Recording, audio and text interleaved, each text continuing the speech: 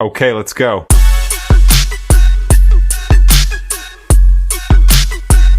आइए हम लोग क्लास 10th की मैथ को विस्तार रूप से समझते हैं। क्लास 10th की मैथ में एक चैप्टर बहुत बड़ा है जिसका नाम है त्रिकोणमिति। इंग्लिश में इसको हम लोग ट्रिग्नोमेट्री कहते हैं, जो कि क्लास 10th की दृष्टि से सबसे महत्वपूर्ण चैप्टर होता है। आइए इसके बारे में हम लोग समझते हैं। देखिए त्रिकोणमिति क्या होता है। पहले हम लोग त्रिकोणमिति को समझते हैं कि त्रिकोणमिति क्या होता है। त्रिकोणमिति क्या होता है? गणित की वह शाखा है जो त्रिभुजों विशेषक समकोण त्रिभुज की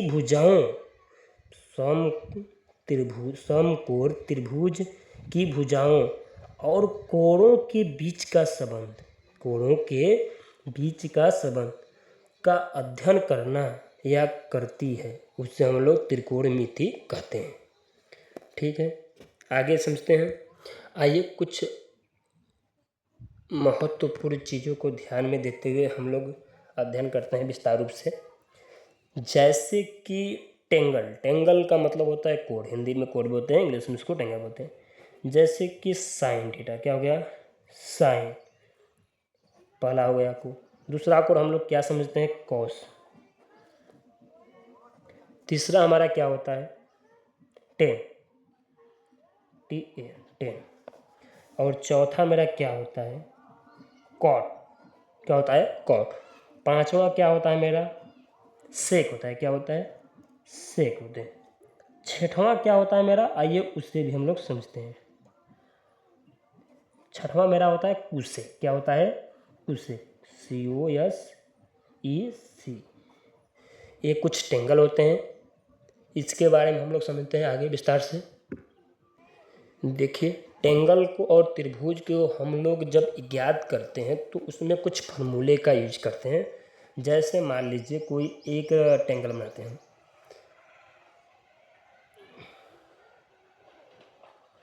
मेरे पास स्केल नहीं है तो मैं हाथ से ही खींच रहा हूँ, टेढ़ हो जाएगा तो उसके लिए ध्यान मत दीजिए ज़्यादा। ठीक है, देखिए क्या होता है मेरा। जैसे टेंगल हमने खींच दिया तो इसका नामकरण करते हैं। जैसे मान लीजिए ए होता है, ए बी होता है, ए सी होता है। अब इसमें थोड़ी चीज़ को हम लोग अच्छे से ध्यान देते हैं। देखिए ये मेरा एरिया होता है, ये आधार होता है। क्या होता है? आधार होता है। इसके जस्ट अपोजिंग में क्या होता है? लंब होता है। क्या होता है? लंब। चलिए इसको लंब होता है। और जस्ट आधार के विकर्ण में क्या होता है? कर्ण होता है। क्या होता है? कर्ण। तो लंब आधार कर्ण। ठीक है, लंब आधार कर्ण। उसके बाद इसका एक फार्मूला आता है। फार्मूले को हम लोग सीखते हैं कैसे फार्मूला बनता है। देखिए फार्मूले को अच्छे तरीके से सीखने में क्या आता है? AC का स्क्वायर क्या होता है? AC का स्क्वायर बराबर BC का स्क्वायर प्लस AB का स्क्वायर। तो कर लीजिए AB का स्क्वायर प्लस BC का स्क्वायर। ठीक है, जिससे हम लोग पाइथागोरस प्रमेय बोलते हैं। क्या बोलते हैं? पाइथागोरस।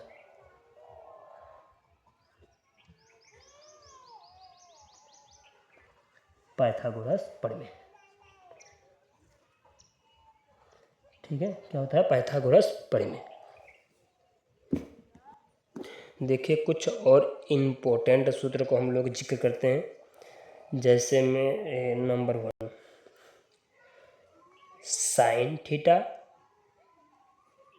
प्लस कॉस थीटा, दोनों को सेम हम एक साथ ही लिख सकते हैं।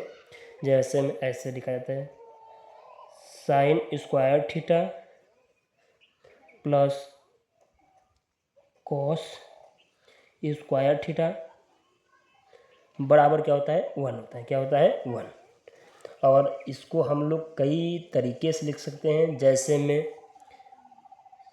साइन स्क्वायर थीटा बराबर होता है 1 माइनस कॉस थीटा। क्या होता है? 1 माइनस कॉस स्क्वायर थीटा। अगर दूसरे तरीके से मैं इसको लिखना चाहूँगा तो क्या हो सकता है? जैसे में कॉस स्क्वायर थीटा बराबर 1 minus sine square, 1 minus sine square theta. ये कुछ इसके मान होते हैं। उसके बाद आगे समझते हैं। नेक्स्ट देखते हैं हम लोग दूसरा वाला एग्जाम्पल। दूसरा एग्जाम्पल क्या होता है, जैसे में 1 प्लस 10 क्या है, 1 प्लस 10 स्क्वायर थीटा बराबर होता है मेरा सेक स्क्वायर थीटा। क्या होता है, सेक स्क्वायर थीटा। इसके बाद नेक्स्ट देखते हैं हम इसका क्या होता है, तीसरा क्या होता है 1 प्लस कॉट। क्या होता है, 1 प्लस कॉट स्क्वायर थीटा बराबर होता है कुसेक। क्या होता है, कुसेक थीटा। और कुछ इसके महत्वपूर्ण बातों को समझते हैं, जैसे कि टेन थीटा। क्या होता है, टेन थीटा। टेन थीटा को हम लोग साइन थीटा बट्टे कॉस थीटा के रूप में लिखते हैं। क्या करते हैं, साइन थीटा और बट्टे कॉस थीटा के रूप में लिखते हैं। उसी प्रकार से होता है कॉट। क्या होता है, आइए इधर देखते हैं हम। दूसरा कॉट थीटा को हम लोग कॉस थीटा बट्टे साइन थीटा में तोड़कर लिखते हैं। ठीक है। उसके बाद तीसरा एग्जांपल के तौर से देखिए, समझिए क्या होता है। जैसे होता है सेक। क्या होता है, सेक थीटा। क्या होता है, सेक थीटा। सेक थीटा को हम लोग 1 बट्टे कॉस थीटा तोड़ते हैं। क्या तोड़ते हैं, 1 बट्टे कॉस थीटा तोड़ते हैं। उसी प्रकार से मेरा होता है कुसेक। क्या होता है, कुसेक थीटा। कुसेक थीटा को 1 बट्टे हम लोग साइन थीटा तोड़ते हैं। किसमें तोड़ते हैं, साइन थीटा में। ये इसके कुछ मान होते हैं। इसके बाद सवाल को हम नेक्स्ट वीडियो में समझेंगे।